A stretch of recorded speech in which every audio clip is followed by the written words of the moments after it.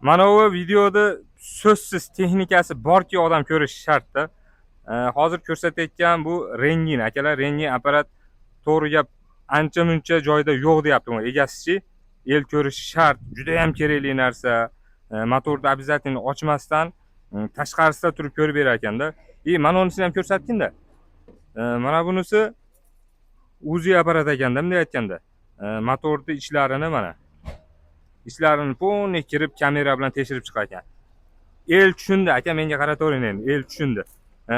Akalar bu yerda asosan o'zi zamena masla radiator pechkalarda yuvadigan apparatlari bor. Zamena maslaga уже zimniy antifrizlar hamma yo'g'i kelgan. Adreslarini tushuntirib o'tsam, adreslarimiz akalar hozir mana bu apparatga bilaman ko'p joydan kelishi mumkin. Sababi bizni O'sh oblasti tarafda pashti yo'q deyapti bu apparat. Xo'p, akalar adreslariga keladigan bo'lsak, mana bu yo'l Aravon O'sh yo'li. O'shdan Aravonga tushib kelganingizda mana ro'parada mana bu monitorga urilamiz. Monitorga. Shu monitorga kelib turib, chap tarafga burilmaysizda, o'ng tarafga burilmaysizda chaproqqa ketamiz. Ya'ni mana bu biz o'zi Aravonliklar Kuvayt zapravkasi deb qo'yamiz mana uni. Kuvayt zapravkasidan o'tgandaglar may almashtiruvchi joy deb ko'rinib turibdi.